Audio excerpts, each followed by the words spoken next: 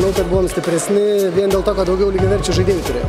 Jie 5 žmonės žaidė, panalizavom per ilgą pertrauką, kad 4 iš jų žaidė tam po 20 minučių be keitimo, tiesiog spaudimą iš arti ir viskas, tas pasiteisino.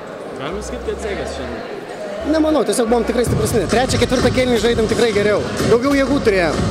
Vien tik tai talentas vienodai galbūt, bet tiesiog mūsų daugiau žaidžiančių žmonių buvo.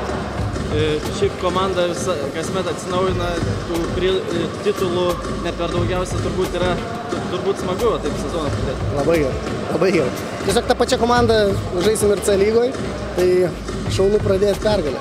Visų pirma, nesusitvarkėm po kažčia, nes, kaip sakant, Giedraitis čia karaliavo ir pralošėm lentą ir tas daug ką lėmėm, manau.